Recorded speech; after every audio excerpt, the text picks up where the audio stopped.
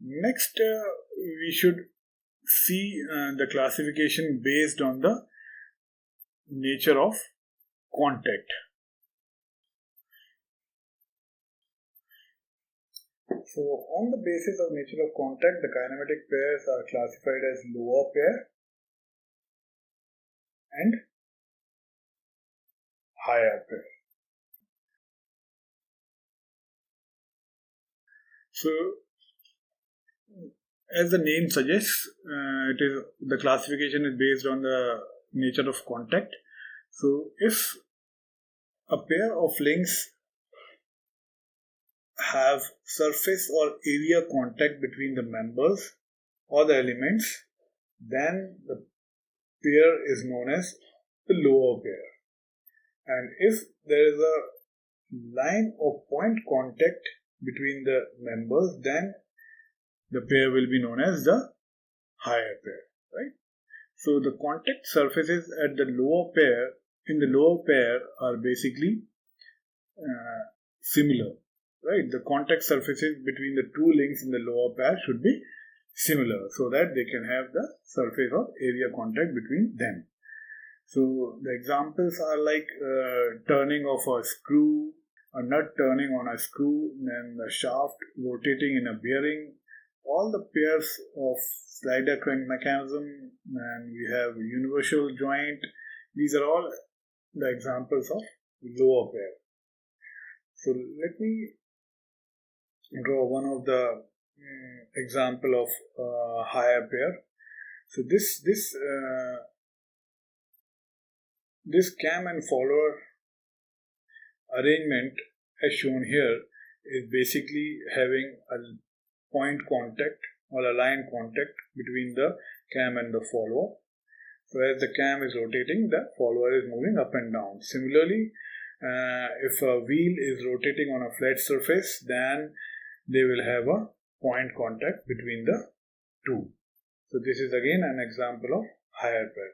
Similarly, if we are having an mating of two tooths of gears, then the mating of two tooths of gears will be forming a higher pair, as they will be having a line contact between the two. These gears will be spur gears basically.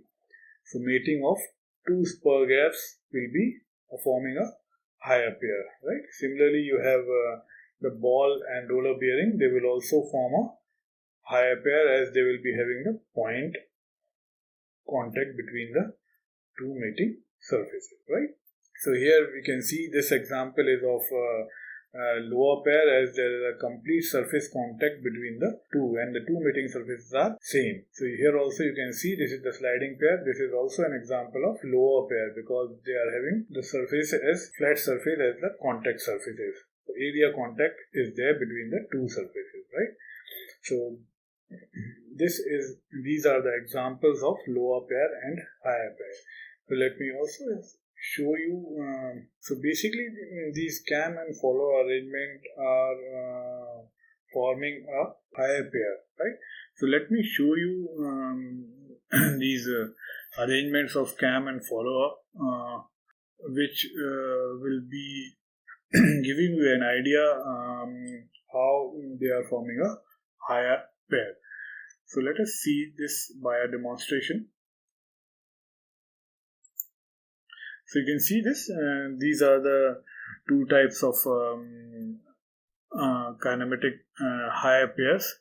These are the two types of cam and follow arrangements, which is basically forming a higher pair. So this here you can see the follower is having line contact, and here we are having a point contact between the follower and the cam. So these are basically forming a higher pair, right? So next type of classification is based on the nature of mechanical constraint.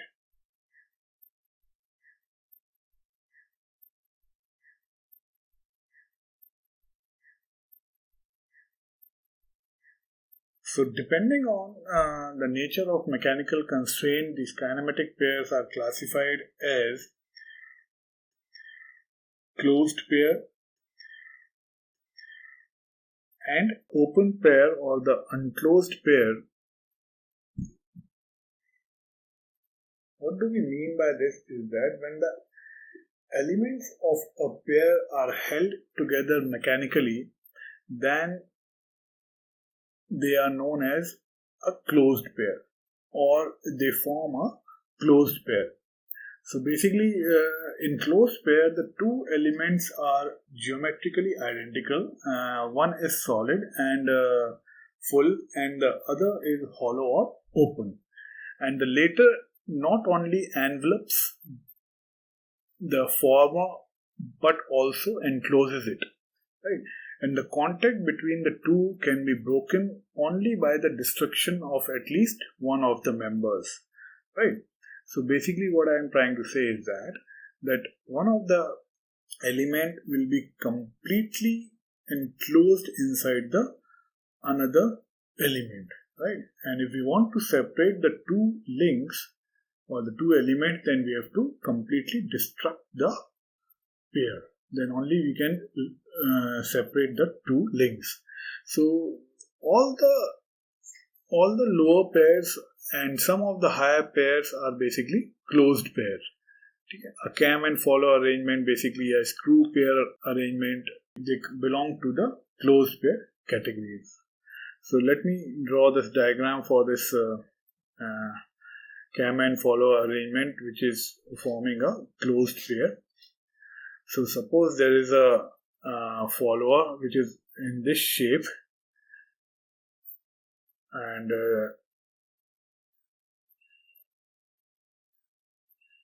which can slide between these guides, and there is a cam which can be rotated about this point. So as this cam will be rotating, the follower will be reciprocating between the guides, right? And if you can see here that the follower is completely enveloping or enclosing the cam. So this cam is completely inside the envelope which is formed by the follower, right? And if we want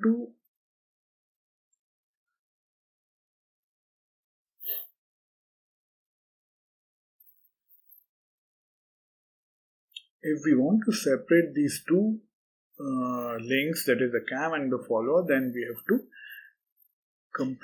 have to break this joint, and then only we can remove the two links separately. So this is basically the closed pair. Now let me draw one of the open pair. So suppose there is a cam and there is a follower which can move between these two guides, and this will be an open pair. This is a cam and this is a follower. So as the cam is rotating, the follower can reciprocate up and down, and this being an open pair, we can easily remove the cam and the follower and separate them easily. But in case of closed pair, we have to completely destruct the joint, right? So the open pair or the unclosed pair, when two links of a pair are in contact either due to force of gravity or some spring action, then they constitute a unclosed pair or open pair. So in this, the links are not held together mechanically, right? So there is this example of cam and follower that is basically constituting a open pair or unclosed pair. Same can be demonstrated by these two pairs. So this pair, if you can see here, this is a open pair in which the follower is meeting the cam by the action of gravity, and in this another case, this is the closed pair. Here we have the cam which is completely enclosed inside the follower, right? So this is the classification based on the mechanical constraint. So this is how basically the kinematic pairs are classified on the basis of mechanical constraint, closed pair and unclosed pair. Then we have on the basis of nature of contact, lower pair and higher pair. And similarly, on the basis of relative motion, we have sliding pair, turning pair, rolling pair, screw pair, and spherical pair. So this is how the kinematic pairs are classified. This is all about the classification and the definition of kinematic pairs. So I hope you have understood the definition and the classification of the kinematic pair. So a kinematic pair, or simply a pair, is a joint of two links having relative motion between them. And this relative motion should be a constrained motion. So that is what we are trying to say here.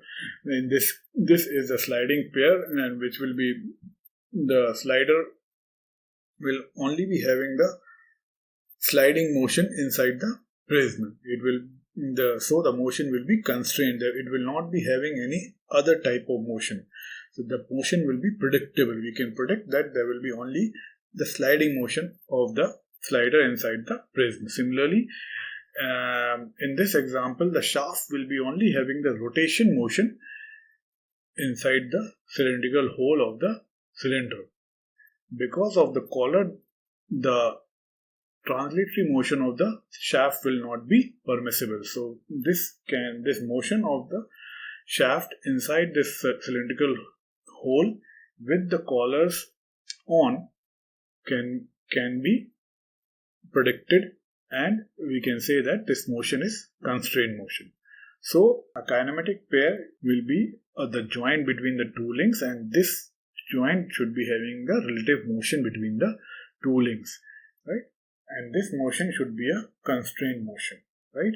So this is all about the classification of the kinematic pairs and definition of the kinematic pairs. I hope you have understood this concept of kinematic pairs properly, and further we'll be learning the concept of constrained motion in the next class, right?